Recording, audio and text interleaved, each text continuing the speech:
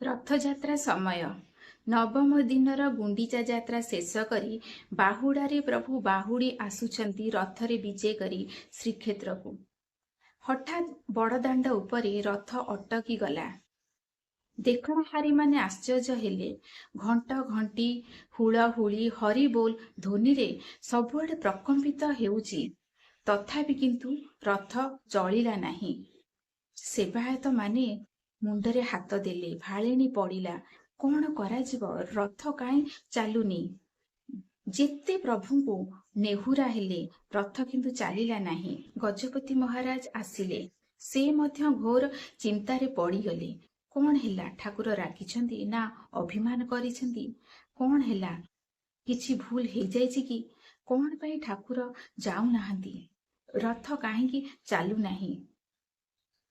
ସେ ବହୁତ କାକୁତି ମିନତି ହେଲେ।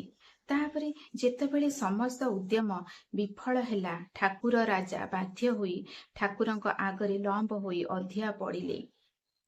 ତାପରେ ଠାକୁର ସ୍ୱପ୍ନାଦେଶ କଲେ। କହିଲେ, ରାଜା, ତୁମେ ତ ଜାଣ, ଷାଠିଏ ପଉଟି ଭୋଗ ରାଗ, ମୋର ଏସବୁରେ ଲୋଭ ନାହିଁ। ମୋତେ ଯିଏ ଅନ୍ତରରେ ଭଲ ପାଏ, ମୋତେ ଯେ ହୃଦୟରେ ସ୍ଥାନ ଦିଏ, ମୁଁ ତାରି ପାଖରେ ସଦା ସର୍ବଦା ବାନ୍ଧି ହୋଇଯାଏ।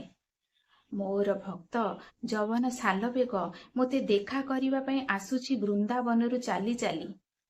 ମୁଁ କାଳେ ଯାଇ ପହଞ୍ଚି ଯାଇଥିବି ଶ୍ରୀମନ୍ଦିରରେ, ସେଥିପାଇଁ ସେ ବାଟରୁ ମୋତେ ନିବେଦନ କରୁଛି। କହୁଛି, ଜଗନ୍ନାଥ ହେ ଗୋସାଇଁ, ତୁମ୍ଭ ଶ୍ରୀ ଚରଣ ବିନୁ ଅନ୍ୟ ଗତି ନାହିଁ।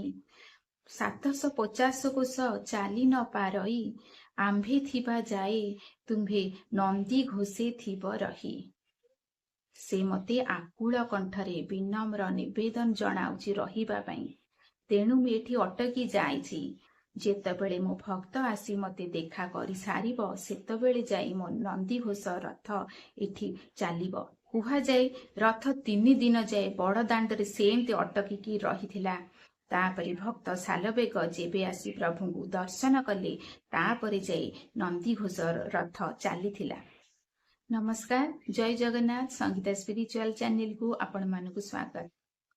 ଆଜି ଆମେ ଠାକୁରଙ୍କର ବହୁତ ବଡ଼ ଭକ୍ତ, ଜଣେ ଭକ୍ତ ସାଲବେଗ, ତାଙ୍କ ବିଷୟରେ ଆଲୋଚନା କରିବାକୁ ଯାଉଛେ। ଭକ୍ତ ସାଲବେଗ ତ ଥିଲେ ମୁସଲମାନ, କିନ୍ତୁ ସେ ପ୍ରଭୁ ଶ୍ରୀ ଜଗନ୍ନାଥଙ୍କୁ କାହିଁକି ଏତେ ଭଲ ପାଉଥିଲେ? ତାଙ୍କ ହୃଦୟରେ ଏତେ ଭଲ ପାଇବା ଆସିଲା କେଉଁଠୁ? କାହାର ପ୍ରେରଣା ଥିଲା? ଏହି ବିଷୟରେ ଆଜି ଆମେ ଜାଣିବା। ଚାଲନ୍ତୁ। ଦିଲ୍ଲୀରେ ଜାହାଙ୍ଗୀରଙ୍କ ରାଜତ୍ୱ କାଳରେ ଓଡ଼ିଶାକୁ ପ୍ରେରିତ ଯବନ ମୋଗଲ ସୈନିକ ଦୁର୍ଦ୍ଦଶ ଲାଲବେଗଙ୍କର ଏକମାତ୍ର ପୁତ୍ର ଥିଲେ ଭକ୍ତ ସାଲବେଗ। ଶ୍ରୀକ୍ଷେତ୍ର ଆକ୍ରମଣ କରିବା ଉଦ୍ଦେଶ୍ୟରେ ଥରେ ଲାଲବେଗ ତାଙ୍କ ସୈନ୍ୟ ସାମନ୍ତଙ୍କ ସହିତ ଆସୁଥିଲେ। ବାଟରେ ଦେଖିଲେ ଏକ ପୋଖରୀରେ ସ୍ନାନ ସାରି ଫେରୁଥିବା ଗୋଟିଏ ସୁନ୍ଦରୀ ବ୍ରାହ୍ମଣ ଯୁବତୀ, ବିଧବା ବ୍ରାହ୍ମଣୀ ଯୁବତୀ। ସେ ତାକୁ ବଳପୂର୍ବକ ଅଶ୍ଵ ଉପରକୁ ଉଠାଇ ଆଣିଲେ ଏବଂ ପରେ ତାକୁ ସେ ବିବାହ କରିଥିଲେ। ବ୍ରାହ୍ମଣୀ ମାତା ଏବଂ ମୁସଲମାନ ପିତାର ଔରସରୁ ଜନ୍ମ ହେଲେ ଭକ୍ତ ସାଲବେଗ।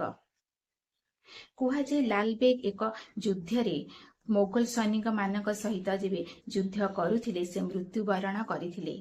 ତାପରେ ଭକ୍ତ ସାଲବେଗ ମଧ୍ୟ ଯୌବନ କାଳରେ ଯେବେ ସେ ମୋଗଲ ସୈନିକ ହୋଇଥିଲେ, ସେତେବେଳେ ମଧ୍ୟ ଏକ ଯୁଦ୍ଧରେ ଅତ୍ୟନ୍ତ କ୍ଷତ ବିକ୍ଷତ ହୋଇ ବହୁତ ବଡ଼ ଦୁରାରୋଗ୍ୟ ବ୍ୟାଧିରେ ସେ ପଡ଼ିଥିଲେ। ଦିନକୁ ଦିନ ରୋଗ ବଢ଼ିବାକୁ ଲାଗିଲା, କିନ୍ତୁ ଉପଶମ ହେଲା ନାହିଁ।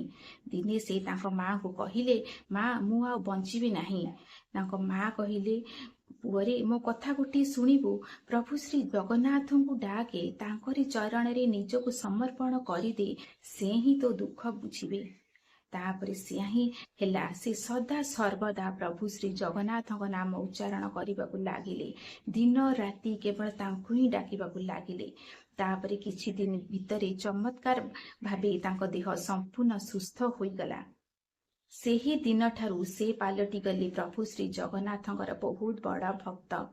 ଅନେକ ଭଜନ ଜଣାଣ ସେ ରଚନା କରିଛନ୍ତି ଏବଂ ଆଜି ପର୍ଯ୍ୟନ୍ତ ମଧ୍ୟ ଲୋକ ମୁଖରେ ସେ ଭଜନ ଜଣାଣ ଶୁଣାଯାଏ। ଥରେ ସେ ତା ମାଙ୍କ ସହିତ ଶ୍ରୀମନ୍ଦିର ଯାଇ ପ୍ରଭୁ ଶ୍ରୀ ଜଗନ୍ନାଥଙ୍କୁ ଦର୍ଶନ କରିବାକୁ ଚାହିଁଲେ, କିନ୍ତୁ ଶ୍ରୀମନ୍ଦିର ଭିତରେ ତାଙ୍କୁ ପ୍ରବେଶ କରି ଦିଆଗଲା ନାହିଁ, କାରଣ ମନ୍ଦିରକୁ ଅଣହିନ୍ଦୁ ମାନଙ୍କର ପ୍ରବେଶ ନିଷେଧ ଅଛି। ସେ ପ୍ରତିବର୍ଷ ରଥଯାତ୍ରାରେ ହିଁ ପ୍ରଭୁ ଶ୍ରୀ ଜଗନ୍ନାଥଙ୍କୁ ଦର୍ଶନ କରନ୍ତି। ଅବିକଳ ଯେଉଁ ସ୍ଥାନରେ ପ୍ରଭୁ ଶ୍ରୀ ଜଗନ୍ନାଥଙ୍କ ରଥ ଅଟକିଥିଲା, ଯେଉଁଠି ତାଙ୍କର ସାକ୍ଷାତ ହୋଇଥିଲା, ସେଇ ଜାଗାରେ ହିଁ ସେ କୁଟିଆ କରି ସାରା ଜୀବନ ବଡ଼ଦାଣ୍ଡରେ ରହିଥିଲେ। ସେହି ଜାଗାଟା ହେଲା ବଳଗଣ୍ଡି ଛକ।